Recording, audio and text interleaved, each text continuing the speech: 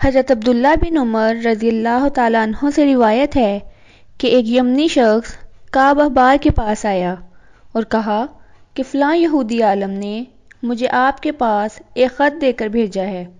پس حضرت کعب رضی اللہ تعالیٰ عنہ نے اس آدمی سے وہ خط لے لیا۔ اس آدمی نے کہا کہ یہودی عالم نے یہ بھی کہا ہے کہ ہمارے درمیان کوئی ایسا شخص نہیں تھا کہ تم اس کی اطاعت کرتے، پس کس لیے تم نے اپنا آبائی دین چھوڑ کر محمد صلی اللہ علیہ وآلہ وسلم کا دین اختیار کر لیا؟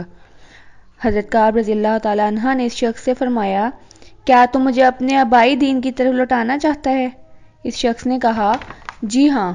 حضرت کعب نے فرمایا کہ جب تم اس یہودی عالم کے پاس جاؤ تو اسے اس ذات کا واسطہ دے کر سوال کرنا جس نے حضرت موسیٰ علیہ السلام کے دریا کو خشک کر دیا، اور اس ذات کا واسطہ دے کر سوال کرنا جس نے حضرت موسیٰ بن عمران کو تختی دی تھی۔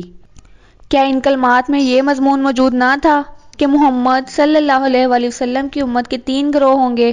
پہلا گروہ بغیر حساب و کتاب کے جنت میں داخل ہو جائے گا، دوسرا گروہ معمولی حساب و کتاب کے بعد جنت میں داخل ہوگا، اور تیسرا گروہ محمد صلی اللہ علیہ وآلہ وسلم کی شفاعت کے بعد جنت میں داخل ہوگا۔